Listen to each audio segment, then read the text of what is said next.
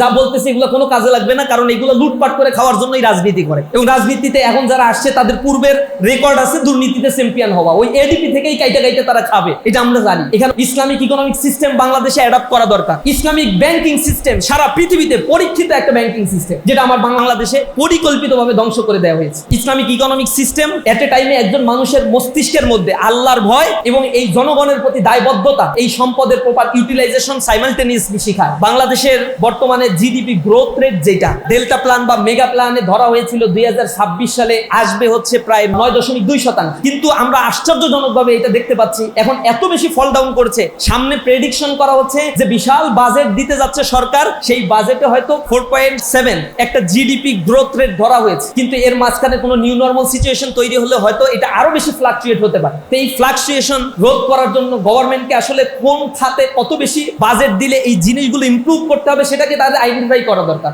এডিপিতে যে বাজেটগুলো দেওয়া হয় টোটাল বাজেটের 30 to 35% এখানে অ্যালোকেট করা হয়, কিন্তু আমরা দেখেছি বাজেট শেষ যখন হয়ে যায় ইমপ্লিমেন্টেশনের কাজ, তখন অ্যানুয়াল ডেভেলপমেন্ট বাজেটে বরাদ্দকৃত বাজেটের 30 to 35% কোনো ব্যবহারই হয় না, আনইউটিলাইজ থেকে যায়। তাহলে এত বিশাল থোক বরাদ্দ দেওয়া হচ্ছে, রাস্তাঘাট নির্মাণ করা হচ্ছে, পিচ উঠে যায় 1 বছরের ব্যবধানে, ওই রাস্তায় আবার 2 বছর পরে আবার বাজেট দিতে হয়, আবার বাজেট দিতে হয়।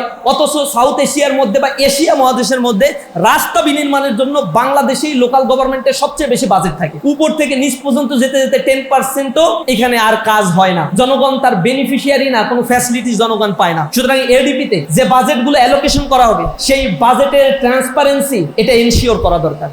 আমরা আদার ব্যাপারই জাহাজের খোঁজখবর এত নিতে চাই না, কিন্তু তরুণদের মূল ফোকাসিং যেটা সেটা নিয়ে আমি কিছু কথা আপনাদেরকে বলতে চাই। যে জিনিসগুলোকে আমি মনে করি সরকারকে ফোকাস দিতেই হবে, না দিলে এর ব্যাড ইমপ্রেশন এবং ব্যাড ইম্প্যাক্টটা তারা বুঝতে পারবে, কারণ তরুণ সমাজ আবার জবাব দেওয়ার চেষ্টা করবে। আমাদের দেশের মেজর প্রবলেমটা হচ্ছে আনএমপ্লয়মেন্ট প্রবলেম। এখন বাংলাদেশে স্ট্রাকচারাল আনএমপ্লয়েড, ফ্রিকশনাল আনএমপ্লয়েড অথবা ডিসগাইজ আনএমপ্লয়েড, এগুলো ক্যালকুলেশন করলে মোটামুটি হিসেব কিতাব 41 থেকে 50 লক্ষ বেকার আমাদের দেশে আছে। স্ট্রাকচারাল আনএমপ্লয়মেন্ট গভর্নমেন্ট বলছে 27 lakh, but the reality is 31 lakh.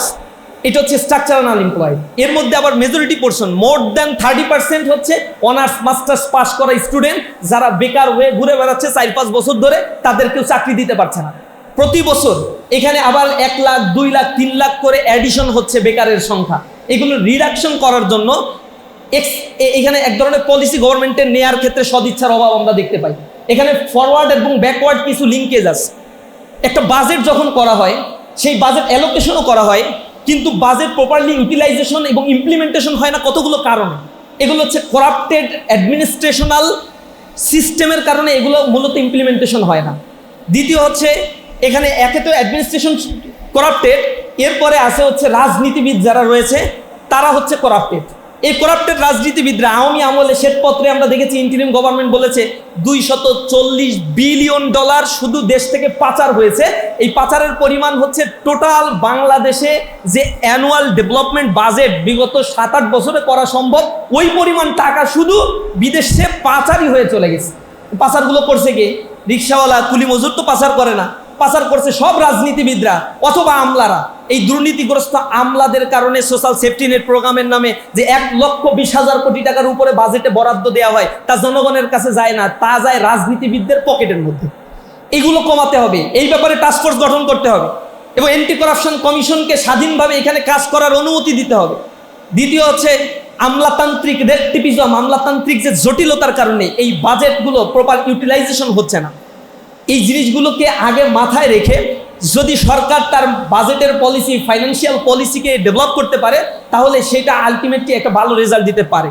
Unemployment প্রবলেমের কথা বলছি, এইটা দূর করার জন্য প্রথমত সরকারকে ইন্ডাস্ট্রি অ্যাফিলিয়েটেড এডুকেশন সিস্টেম চালু করতে হবে, research based masters education system চালু করতে হবে। তার স্কুল এবং মাদ্রাসা কলেজের শিক্ষার ক্ষেত্রে কারিগরি অ্যাফিলিয়েশন লাগবে, যেটার ক্ষেত্রে মোটেও তাদের সদিচ্ছা নাই। এখানে শিক্ষা ক্ষেত্রে যে বাজেট বাংলাদেশে দেওয়া হয় তার টোটাল বাংলাদেশের বাজেটের 12%, কখনো এটা 13% হয়। টোটাল জিডিপি এটা হওয়ার কথা ছিল ইউনেস্কোর মতে 6.4%, কিন্তু হিসেব অনুযায়ী বাংলাদেশের বাজেট টোটাল জিডিপির শিক্ষা খাতে দেওয়া হয় 1.72 অথবা নিয়ার অ্যাবাউট 2%। যেটা আমাদের মতো আন্ডার ডেভেলপ কান্ট্রির জন্য অনেকটা সমস্যার একটা কারণ।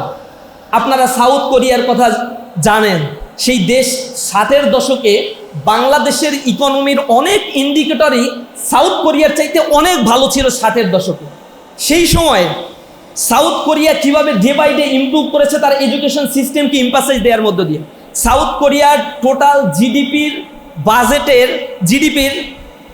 5.1% বরাদ্দ থাকে শিক্ষা খাতে এখনো পর্যন্ত, রাইট নাও। আমার পার্শ্ববর্তী ভারতে টোটাল জিডিপি 3.5% বরাদ্দ থাকে এই শিক্ষা খাতে। এরপরে ফিনল্যান্ড, যেটা আধুনিক শিক্ষা কাঠামো, তারা শিক্ষাক্ষেত্রে টোটাল জিডিপির 6.8% বাজেটারি অ্যালোকেশন করে থাকে। এরপরে আমরা পার্শ্ববর্তী আরও অনেক দেশগুলোর কথা জানি, শ্রীলঙ্কায় অথবা মালদ্বীপ, এইসব সমসাময়িক সময়ের আমাদের গড়ে ওঠা চায়না, এই দেশগুলো বা মালয়েশিয়াতে 4.4 জিডিপি টোটাল অ্যালোকেশন করে থাকে।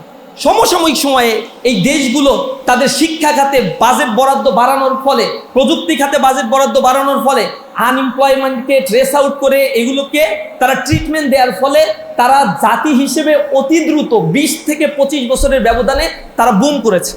অর্থনীতিতে এই বিগ পুশ দরকার।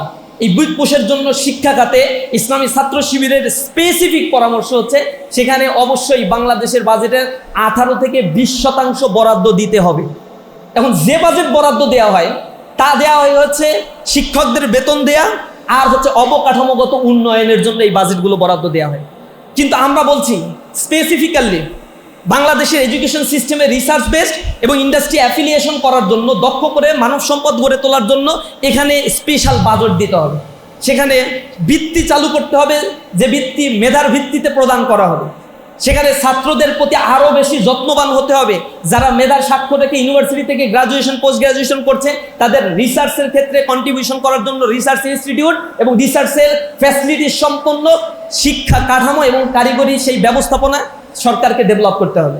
এই জায়গায় যদি সরকার ব্যর্থ হয় তাহলে ডেমোগ্রাফিক ডিভিডেন্ডের যে সুবিধা আরও কয়টা বছর আমাদের হাতে আছে, আল্লাহ দয়া করে এটা দিছে, এটা থেকে আমরা বঞ্চিত হলে গ্রাজুয়ালি আমার ইকোনমি আস্তে আস্তে আস্তে আস্তে ফল ডাউন করবে। বাংলাদেশের বর্তমানে জিডিপি গ্রোথ রেট যেটা, এটা ডেল্টা প্ল্যান বা মেগা প্ল্যানে ধরা হয়েছিল 2026 সালে, এইটাই আসবে হচ্ছে প্রায় 9% বা 9.2%। কিন্তু আমরা আশ্চর্যজনকভাবে এটা দেখতে পাচ্ছি এখন এত বেশি ফল ডাউন করেছে। সামনে প্রেডিকশন করা হচ্ছে যে বিশাল বাজেট দিতে যাচ্ছে সরকার, সেই বাজেটে হয়তো 4.5 বা 4.7 প্রাক্কলিত একটা জিডিপি গ্রোথ রেট ধরা হয়েছে। কিন্তু এর মাঝখানে কোনো নিউ নর্মাল সিচুয়েশন তৈরি হলে হয়তো এটা আরও বেশি ফ্লাকচুয়েট হতে পারে। তো এই ফ্লাকচুয়েশন রোধ করার জন্য গভর্নমেন্টকে আসলে কোন খাতে কত বেশি বাজেট দিলে এই জিনিসগুলো ইমপ্রুভ করতে হবে সেটাকে তাদের আইডেন্টিফাই করা দরকার। অ্যানুয়াল ডেভেলপমেন্ট এডিপিতে যে বাজেটগুলো দেওয়া হয়, টোটাল বাজেটের 30 to 35% এখানে অ্যালোকেট করা হয়। কিন্তু আমরা দেখেছি অ্যানুয়াল ডেভেলপমেন্ট বাজেট যেটা দেওয়া হয়, বাজেট রিভিশন করার পরে এবং বাজেট শেষ যখন হয়ে যায় ইমপ্লিমেন্টেশনের কাজ, তখন অ্যানুয়াল ডেভেলপমেন্ট বাজেটে বরাদ্দকৃত বাজেটের 30 to 35% কোনো ব্যবহারই হয় না, আনইউটিলাইজ থেকে যায়। তাহলে এত বিশাল থোক বরাদ্দ দেওয়া হচ্ছে, রাস্তাঘাট নির্মাণ করা হচ্ছে, পিচ উঠে যায় 1 বছরের ব্যবধানে, ওই রাস্তায় আবার 2 বছর পরে আবার বাজেট দিতে হয়, আবার বাজেট দিতে হয়। অথচ সাউথ এশিয়ার মধ্যে বা এশিয়া মহাদেশের মধ্যে রাস্তা বিনির্মাণের জন্য বাংলাদেশেই লোকাল গভর্নমেন্টের সবচেয়ে বেশি বাজেট থাকে। কিন্তু সেটা উপর থেকে নিচ পর্যন্ত যেতে যেতে 10%ও এখানে আর কাজ হয় না। জনগণ তার বেনিফিশিয়ারি না, কোনো ফ্যাসিলিটি জনগণ পায় না। সুতরাং এডিপিতে যে বাজেটগুলো অ্যালোকেশন করা হবে সেই বাজেটের ট্রান্সপারেন্সি এটা এনশিওর করা দরকার। এই এনশিওরটা হবে কোথা থেকে? এগুলো আমরা জানি, যা বলতেছি এগুলো কোনো কাজে লাগবে না, কারণ এগুলো লুটপাট করে খাওয়ার জন্যই রাজনীতি করে।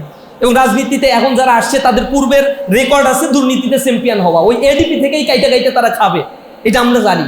এটার জন্য আমরা বলছি এখানে ওয়েলফেয়ার ইকোনমিক সিস্টেম, জাকাত ভিত্তিক economic system, Islamic economic system বাংলাদেশে অ্যাডাপ্ট করা দরকার। বাংলাদেশের বড় প্রতিষ্ঠান ইউনিভার্সিটি, ঢাকা ইউনিভার্সিটিতে ইসলামিক ইকোনমিক্স পড়ানো হয় না, অথচ সারা পৃথিবীর গ্রুমিং ইকোনমিক্স হচ্ছে ওই welfare economics. Islamic banking system সারা পৃথিবীতে পরীক্ষিত একটা ব্যাংকিং সিস্টেম, যেটা আমার বাংলাদেশে পরিকল্পিতভাবে ধ্বংস করে দেওয়া হয়েছে।